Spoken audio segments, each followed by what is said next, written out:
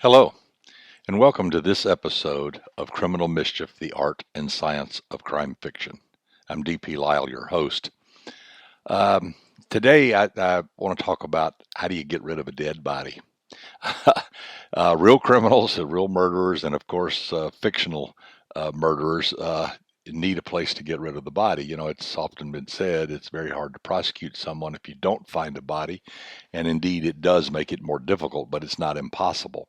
So over the years, real criminals and fictional criminals have come up with all kinds of ways to dispose of a body. Hopefully, so it will never be found, so that no trace of it will ever be found, no DNA or fingerprints or anything, that the body just basically disappears from the face of the earth. And if they're successful, it helps. And people have tried all kinds of ways. But what started this thought and to talk about this subject was a case recently in the desert near Las Vegas where Esmeralda Gonzalez, a 24-year-old, disappeared.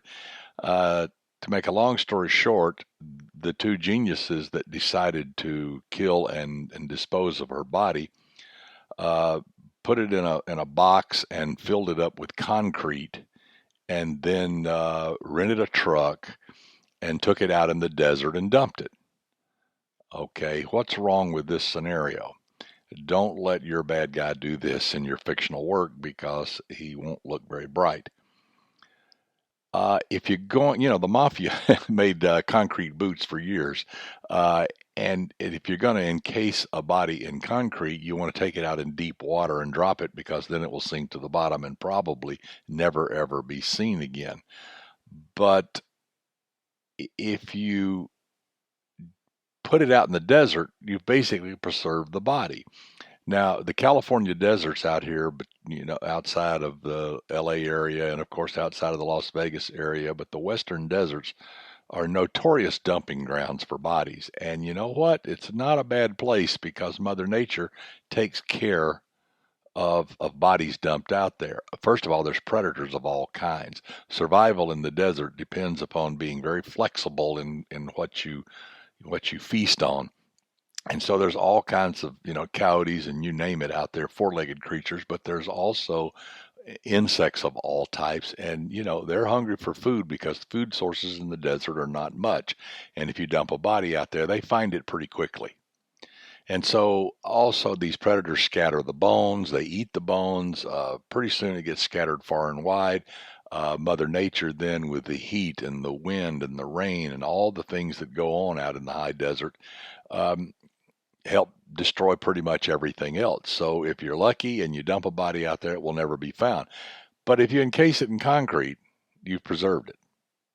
And someone sooner or later is going to find that block of concrete and say, "What the heck is this?" Well, these clowns not only did that, they left the dolly, the little hand truck from the rental company of the truck out there by the body. They just left it behind. Well, now you can trace the company, you can trace the rental, you can probably get fingerprints. So that's not a very effective way. A lot of people try dumping bodies in the bodies of water, lakes and rivers and oceans and all kinds of stuff. A famous case here in Newport Beach, the Hawks, they were uh, abducted basically off their boat by Skylar De Leon, a true miscreant if there ever was one.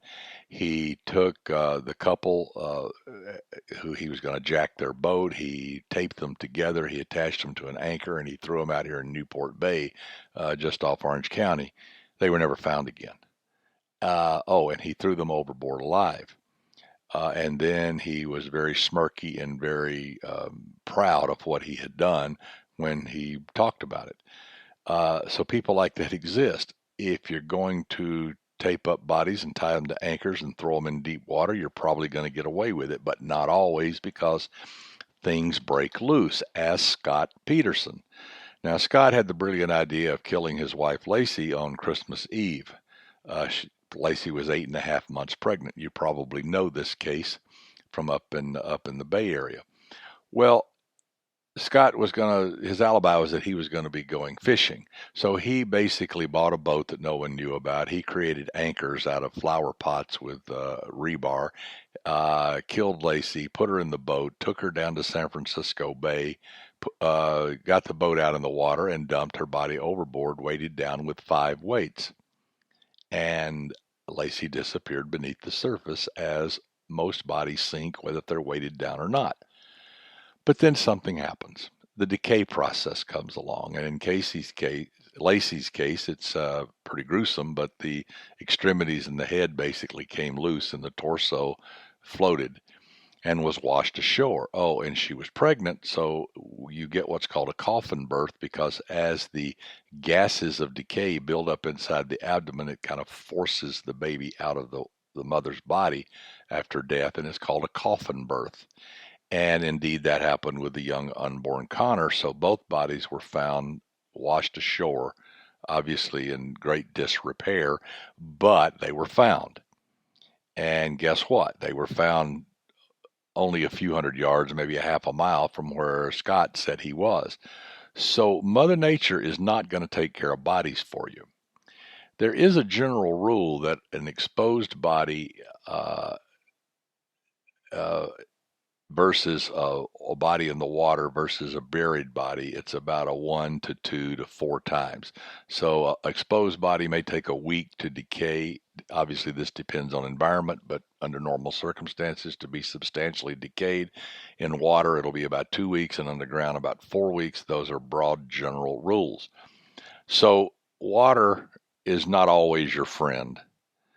So people try taking bodies out in the forested areas and burying them. Well, if the police can search in the right locations, they can often find it. Dogs are very good. Cadaver dogs are very good at finding the molecules of decay that are released even through soil, unless the body's buried very, very deeply. And most killers don't have the time or the energy to do that, because digging a deep grave takes a long time. Also, if you think about it, when the body's put into the ground is mounded up there in that area. And this is because, well, you've got the body in there, and also you've disturbed the soil because you had to dig it out and then put it back in, so there's more air. So this creates a mound initially. But as time goes by, the body decays and collapses, and the air escapes, and now the grave becomes a depression. So depending upon the time frame when they're searching areas where there might be a body buried, you look for mounds or you look for depressions.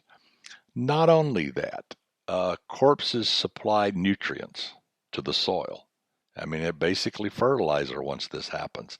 And so the foliage around there can look different than that, you know, 20, 30, 40 feet away. So you may have a little area in the forest where everything is kind of greened up, and more shrubbery and more grasses and more whatever grows in that environment are there. And actually, this can often be seen from the air. And so they can do aerial surveillance with drones or helicopters or planes, and they can see an area maybe where there is a patch of very bright green growth. And that might be a place to look to bring the dogs in. There's also artificial noses that look for this. I know Bill Bass and his group at the Body Farm was working on this, as have been others. It was used in the Casey Anthony case to test the trunk of the car to look for molecules of decay. So there are those. If you're out on a rural road, one rule of thumb is look downhill, because it's hard to carry a body uphill.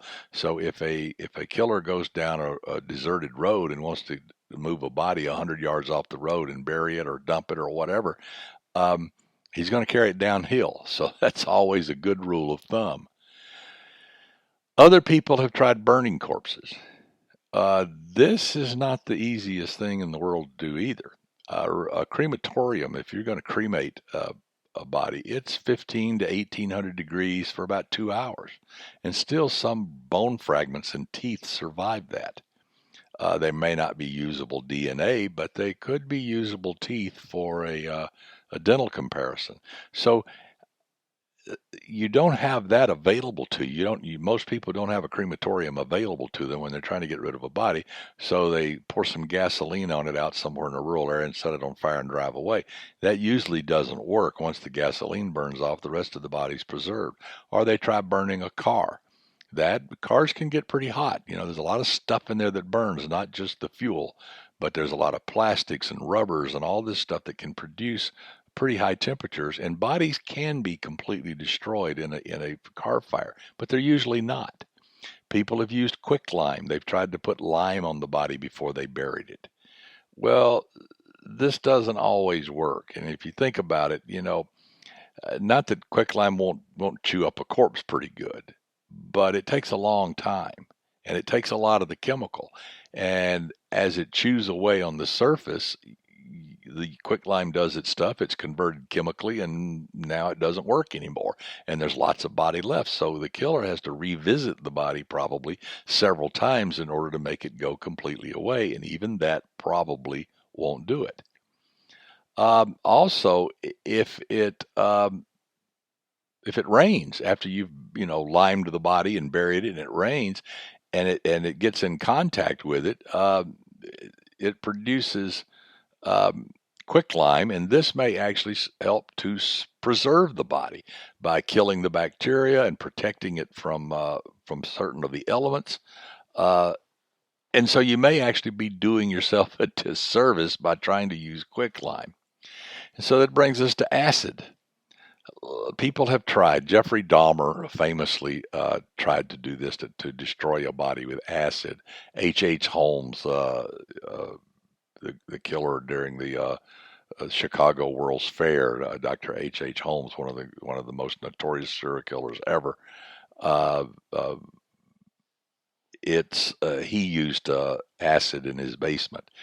The acids that most people use are hydrochloric, sulfuric, and things like chlorosulfuric acid because they're very powerful, and they absolutely can destroy a body. They destroy the bones, the teeth, everything. But the logistics of accomplishing that for your killer is not easy. First of all, is when you dump the acid in, sometimes some of them are so strong that it really produces almost a flame. It hisses and spews and spurts, and if you inhale those fumes, you can destroy your own lungs and your eyes and your throat and your mouth and skin and all this stuff because these are very powerful acids. You do not want to breathe these things. So you don't want to do this in a closed space. It can eat the container. If you go get a tin wash tub and put a body in there and dump it, it's going to eat that container up too. If you try to do it indoors, you're going to eat up the plumbing.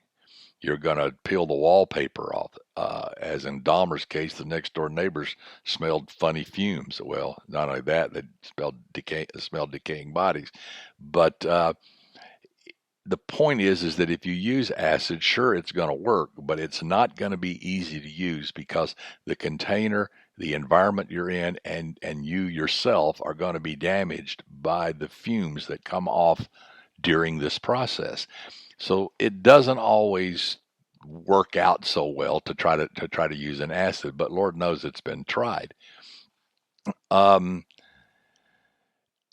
was a group of French students not too long ago. There's a case, and there's links to it on the show notes for this show. That two students got together and killed a third one, and tried to dissolve the body in acid, and they did it in an apartment, and they came back several times over the following days in order to look at the corpse and to add more acid or whatever, and they used air fresheners to mask the smell, etc. But it didn't work. They got caught, and as they usually do, and as they should. There was also the case of David Vaines. That's Viens, and there's a link to this story too. This was in the LA area, and David decided to get rid of his wife, Dawn. And so what he did is he dismembered her and cooked her. And he slowly cooked her for about 4 days and boiled all the flesh off. But it didn't work out. He got caught too. boiling, you can boil the flesh off, but then what are you going to do with the bones? What are you going to do with the flesh that you've cooked now? Uh, put it down the disposal. That's going to take a while. The bones are going to not be easy to do. So you've got to discard that stuff. Um, so David Baines, don't follow his trail. One of the most interesting ones was the case of John Joseph Famolaro. Now, he lived here in Orange County, but he was an house painter by profession, and he he killed this unfortunate lady and froze her body in a freezer, one of those household freezers. Then he moved to Arizona. Well, he didn't want to leave the body behind, so he rented a truck, and one of them that has electrical connections and all that, and loaded the freezer and drove to Arizona and parked the truck in his driveway and ran an extension cord from inside the house out to the Ryder rental truck, and everything was fine. But after a long period of time, and if memory serves, it was a year or so, somebody got curious as to why is this truck sitting out here in this guy's driveway, and it's a rental truck. Is it stolen? So they called the police, and the police came to investigate, and lo and behold, they found the freezer with the body. Not easy. Uh, how do you explain that one, Mr. Famolaro? So he got caught doing that. Um, so if you want to freeze a body, remember you're actually preserving the body. You're preserving more evidence. I mean, if you think about it, what does the coroner do when he takes a body in? They put it in cold storage because they want to slow down the decomposition process. And so until they can get the autopsy done and all of that to preserve the tissues that they need as part of their examination. Um, they If you preserve the body, you give them more to work with, and freezing will do that, and it will preserve it indefinitely. Um, and then don't put it in a truck and park it in your driveway, especially a rental truck that you've basically stolen. So you can see that killers try to do all kinds of things to get rid of bodies. By far, the most common is to take them to a rural area and dump them. A swamp, a forested area, a desert, or out in the water, an ocean or a river or a lake, and they hope that once the body is there, they're good to go, and nobody's going to find it. But sooner or later, somebody often will. Earlier, I talked about burials. If you bury a body, and this is very common to do, one clever guy, and there's a link to this story, he actually went to a cemetery right that the grave had been dug, and the funeral was the next day, and he goes there during the night and digs out a little bit more and puts the body down in the bottom of the open grave and covers it back over so that the next day when they come and have the funeral and bury the unfortunate soul that died, and everybody stands around and says good things, they don't know that they're actually putting this body down on top of another body. Now that's actually very clever, because who's going to look? Maybe in 100 years or 500 years, but who's going to look? Who's going to dig up a grave? And without any evidence, they're not going to. And there's going to be no signs because it's already a grave site. Out in the rural areas where people do it, I talked about the change in the vegetation and the change in the level of the ground and how they can use the artificial nose or cadaver dogs to find these buried bodies. There's other things they can do also. There are magnetic devices. If you think about it, when you add something to soil, everything's got a certain electrical conductivity. Obviously copper wire's very good, concrete's not so good. Uh, but every substance has an electrical conductivity. It may be virtually zero, it may be very high like copper, but it has that. So does soil. And so if they can take a magnetic device and look for electromagnetic waves, the ground has a certain baseline level. If you alter the ground, even wet it can change it. If you bury something, If it's metal, of course, well, that goes without saying, but even a body. And so they can find changes in the electrical current or the electrical output of that area, and it might give them a clue as to where to look for the body.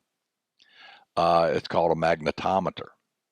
Uh, can do that. Also, radar. Now, there's a thing called a side scanning radar because it's like a lawnmower like thing, and it sends waves out. And so, a side scanning radar will find disturbances in the soil as well as solid objects like bodies. And so, side scanning radar can often be used for finding bodies that have been buried. And it works very, very well if you know where to look, and you have to know where to look. Also, thermal imaging can work, and this can be done from drones or from airplanes or helicopters or whatever. And a body, as it decays, this is an active biological bacterial process. So there's a lot of life going on there. There's a dead body, but the bacteria are alive and well and working very hard. They generate heat. And so this can often be seen. Now, obviously, once the body has completely decomposed and is down to just skeletal remains, that's not going to be there anymore, and things are going to cool down to the ambient temperature of the soil. But during the decay process, it produces heat, and often this will leave a heat signature if someone is using a scanning device capable of doing that. Um, Most of the products of decay are the various nitrogens and other byproducts of the decay process. And this is what dogs sense, and this is what the artificial nose senses, is they sense these molecules that are released. When you smell something, basically the molecules of the peanut butter leave the jar, fly through the air, and hit your nose, and you recognize it as peanut butter. But it's really molecules that are traveling through space and striking the receptors inside your nose. Same thing happens with a buried body. The molecules of decay seep up through the surface and escape in the environment, and that's what the dog and the artificial nose can sense. So,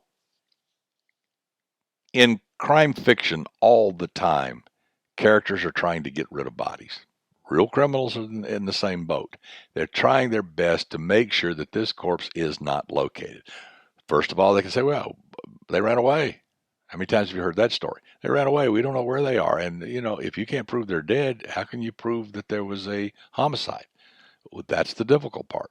So finding a body is critical. The criminals know that, and getting rid of a body then becomes criminal for them. So there's burial, there's dumping in water, there's leaving out in the desert, there's putting in a freezer, there's using acid or quicklime, or there are all kinds of methods that people have tried over the years. At the end of the day, most of them don't work unless the body is in a location that no one ever looks or no one ever stumbles on. Citizens do stumble on things. Some bodies are never found. Serial killers have used this for years.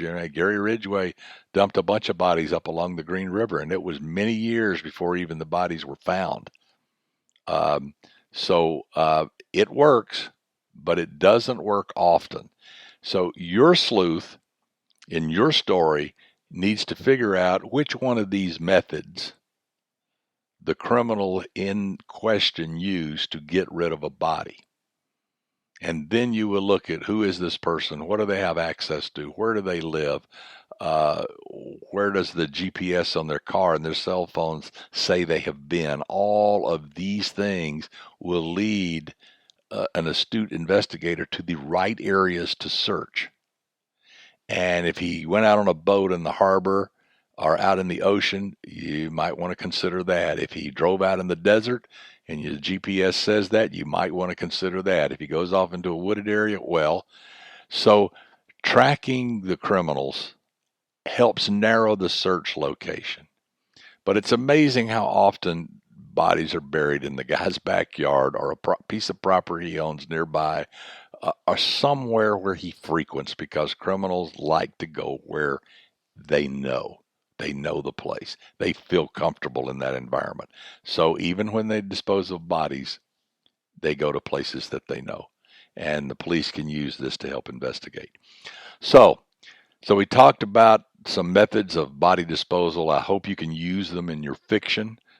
Not in real life, please, please, but I hope you can use them in fiction, and I hope you can help make a more clever story and a more clever sleuth and a more clever bad guy so that the story works even better. Uh, a lot of this is covered in detail in both Forensics for Dummies and How Done It Forensics, my two books on forensic science. And if you go there and read those passages, you'll learn a lot more about finding bodies, about disposing of bodies, about what happens to them. So go there and get that. There's links to those books on the show notes for this show. So that's how you get rid of a body, or how you try to get rid of a body. Remember, it's mostly not successful. So this has been DP Lyle. So until next time and the next episode of Criminal Mischief, I'll see you later.